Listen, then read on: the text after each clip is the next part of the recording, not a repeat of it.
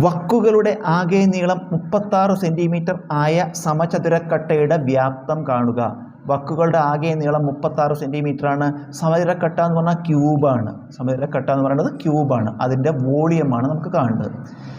വക്കുകളുടെ ആകെ നീളം, ഒരു സമചതുരക്കട്ട, അതായത് ക്യൂബിനാകെ 12 വക്കാണുള്ളത്. ഒരു ക്യൂബിന് 12 വക്കുകളുണ്ട്. ആ 12 വക്കുകളുടെ ആകെ നീളമാണത് 36. അപ്പോൾ 12 എന്ന് എഴുതാം. അതായത് ഒരു വക്കിൻ്റെ നീളം എ ആണെങ്കിൽ ആകെ വക്കിൻ്റെ നീളം 12A. അതാണ് എത്ര? 36. 12A 36 ആണെങ്കിൽ എ എത്രയായിരിക്കും?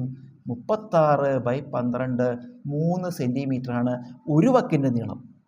കാണേണ്ടത് എന്താ? സമചതുരക്കട്ട അല്ലെങ്കിൽ ക്യൂബിൻ്റെ വ്യാപ്തം കാണണം. വ്യാപ്തം കാണുന്ന സൂത്രവാക്യം എന്താ?